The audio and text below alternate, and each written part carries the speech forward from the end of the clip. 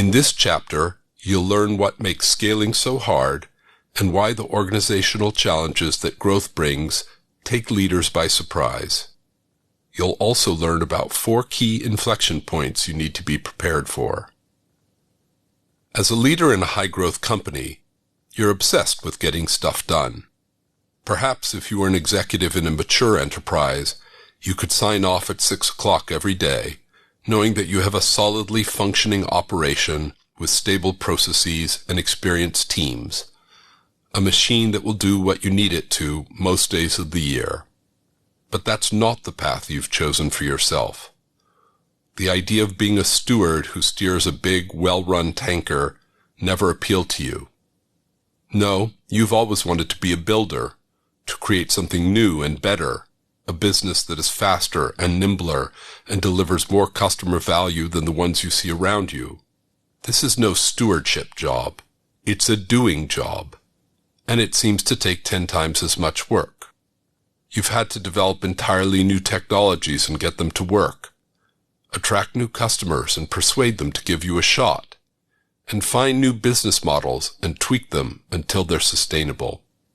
Throughout this period, you've also had to spend time securing investments, whether from venture capitalists or internally if you're part of a larger company.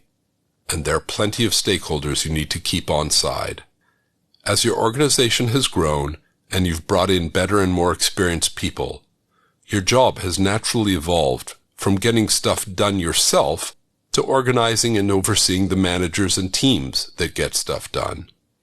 There was once a time when you imagined that all this leverage would enable you to get more control over your time so that you could see your family more or have a healthier lifestyle. But in fact, the opposite has been the case. You've had to keep a close hand in all the key business areas, and on top of that, you've discovered something a little counterintuitive. The more people you have, the more time you have to spend managing them and dealing with the never-ending stream of organizational tensions that seem to crop up each day. Your business continues to do well and is poised to grow quickly for years to come, but perhaps now is the time to ask yourself this question: am I really on a sustainable path? Are you scaling, or are you just growing? One key message I hope you'll take from this book is this: growing your headcount, or your revenues, is not the same thing as scaling. I'm really not sure how many CEOs truly appreciate the difference.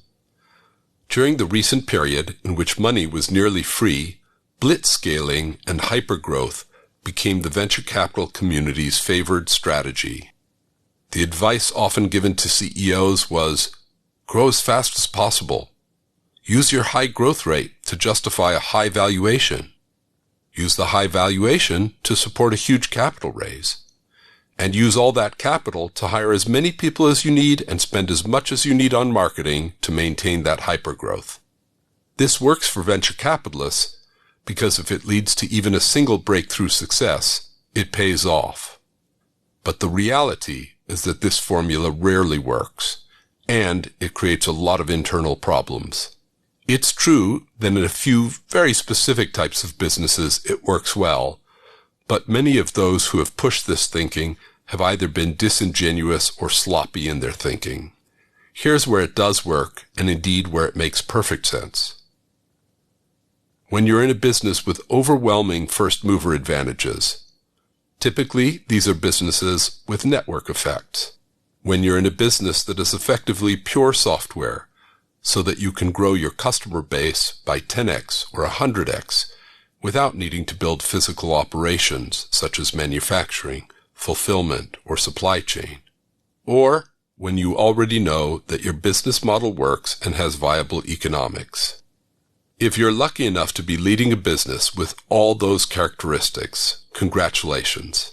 But the reality is that very few make the cut. The rest of us have to build our businesses one step at a time. We have to constantly improve the quality of all aspects of our product and service as we grow. We also have to build high-performance and cost-effective organizations. Otherwise, we won't survive.